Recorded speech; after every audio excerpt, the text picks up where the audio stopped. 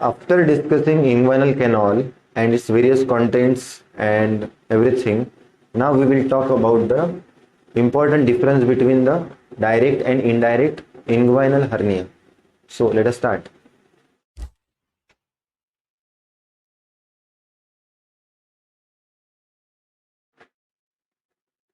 Okay, this first of all, before studying the difference between direct and indirect inguinal hernia, we will study the Hasselbalch triangle, and this Hasselbalch triangle is Hasselbalch triangle.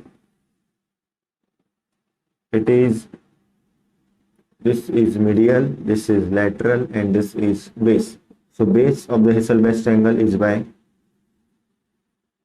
inguinal ligament medially,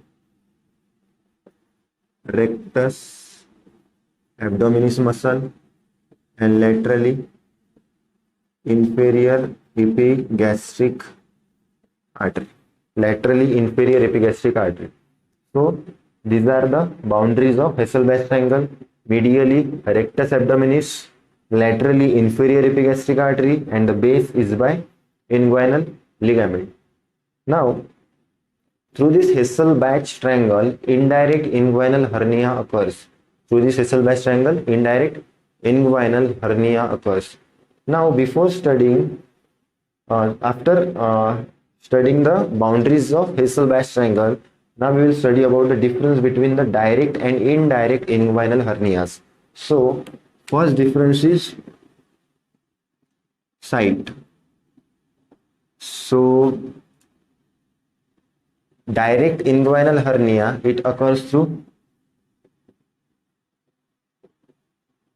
inguinal canal, while indirect inguinal hernia, it occurs through Hasselbalch triangle. Direct inguinal hernia, it occurs in old age and it is acquired, while indirect inguinal hernia, it occurs in young age and it is congenital. Okay, then site, age, extent. This direct inguinal hernia does not reach the scrotum, therefore it is not covered by spermatic fascia, while it reaches the scrotum.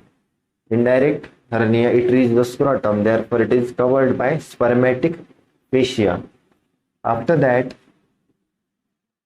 the neck, after that we will site.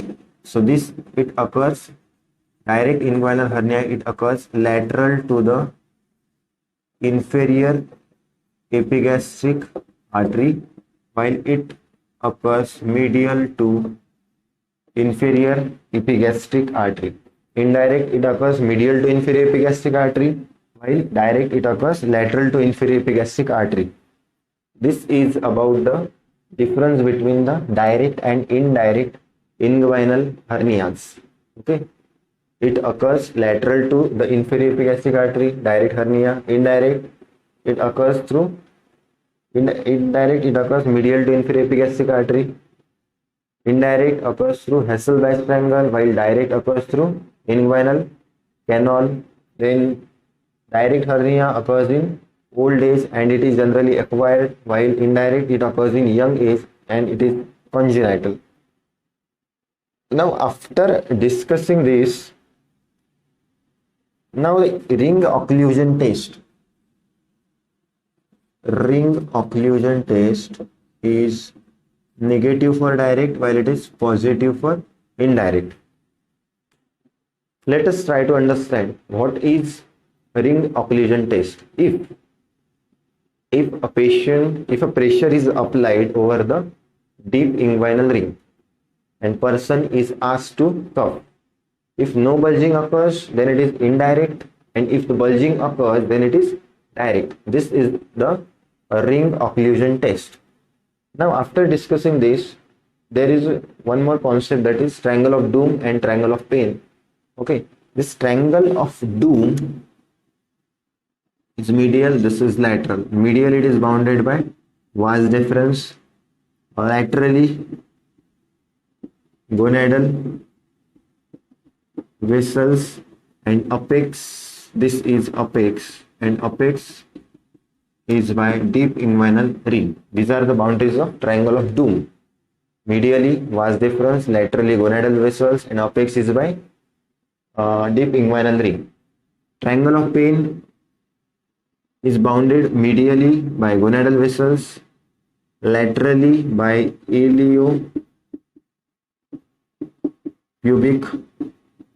tract, and base is by peritoneal reflection. Base is by peritoneal reflection. Base is by peritoneal reflection. Okay, this is about the triangle of Doom and triangle of pain. Medial boundary of triangle of Doom is by vas deferens, lateral boundary gonadal vessels, and apex is by deep inguinal ring, while the triangle of pain is medially bounded by gonadal vessels, laterally iliopubic tract, and the base is formed by peritoneal reflection. Okay, this is about the Hasselbalch triangle, then difference between the direct and indirect hernias, triangle of Doom, triangle of pain. Okay, thank you so much. Keep watching.